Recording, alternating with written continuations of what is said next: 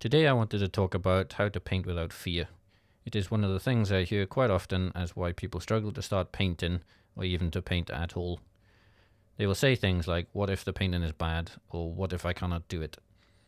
I will explain what works for me, and hopefully you'll find something in there that will work for you too. Let's start off with the main one. What if my painting ends up bad? I don't concern myself with what the end painting will look like. Most of the time I have no idea what it will look like and I just see what happens. You may say, well, your paintings turn out pretty good, so that's easy to say. But I actually have hundreds of paintings that I made in acrylic that I threw into the bin soon after finishing them.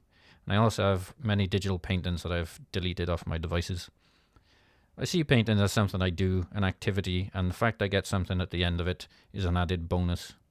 I don't get anything at the end of watching TV or playing games and many other things we do almost every day. Enjoy the process, and whatever comes at the end is not that important. Next up, what if I don't know what to paint? I used to have this problem a lot. I would spend hours wondering what to paint and how to paint it. Should I paint a landscape, a person, or maybe I should paint some manga because that's cool. There's almost too much choice for my tiny brain to comprehend, and it gets stuck in a loop. What I do now is to pick something, anything, the first thing that pops into my head. Landscapes, okay, mountain, good, river, yes. I don't get bogged down in the details, that can come later. Once I have made a decision, I try to stick with it. It doesn't have to be a complicated process on what to paint. There's no wrong answer. There are an infinite amount of possibilities for every subject. I used to worry that if I kept picking the same thing, all of my paintings would look the same. I now realize there's an infinite amount of possibilities even if you choose the exact same subject every time.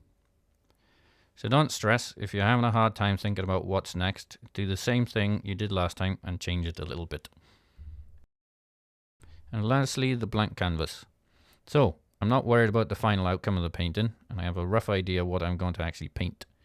I open up the painting app and I'm staring at a big blank white space. I used to hate looking at that white space and think I'm going to mess this up. Is there any point in starting? So, before my brain can start to worry itself to death and start telling me how bad this is going to go, I make shapes and colors as quickly as possible. They're mostly the wrong shapes and the wrong colors, but I will worry about fixing that later. I am immediately relaxed when that white is gone and I can see a painting forming. It means I have something to work with. Painting is a lot about fixing problems. As soon as you have some problems to fix, you can get to work. Sometimes if I'm really struggling to start, I just make shapes and doodle until something starts to happen. Often nothing happens and I stop painting. I think it's okay not to force it too hard if it's not happening at a particular time. But be fast and loose and get something down that you can fix. Problems are a good thing to have because it gives you something to work with. So there are some ways I use to get over the fear of painting. If you found this useful, please like and subscribe to help my little channel reach more people and grow. I'll put some music on for a couple of minutes while I finish off this painting. Thank you for watching.